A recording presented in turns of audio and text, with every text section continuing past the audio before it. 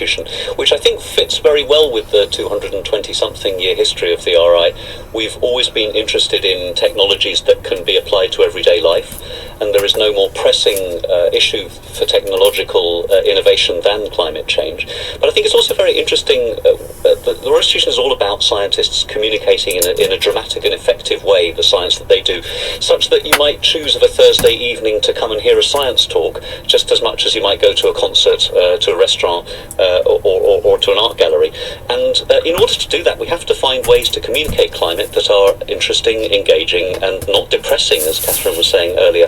And I do think that there's something quite interesting for scientists that work on climate, because unlike almost any other domain of science, most climate scientists are also activists, which is to say that they believe that there ought to be some kind of political or personal change as a result of what they're studying, and that's not true for most biochemists or geologists. So there's necessarily a political arm to their work?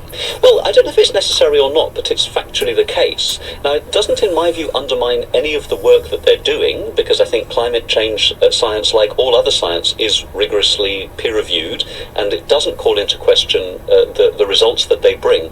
But the stories that they tell about what they do have a more personal colour and a more political colour than other science that we cover. And that's kind of engaging for people, but also presents moral questions for the public in terms of how they interact with that science. And are the public picking up on these moral questions? The public are somewhat fatigued, so we're finding it's difficult to get the public to turn up to our fabulous climate change talks in a way that it's not difficult to get them to turn up to fabulous AI talks or fabulous chemistry talks. I actually would have thought climate change talks would be more of a pull. Quite so. And so there's something paradoxical about the fact that we're not yet finding the ways to make this exciting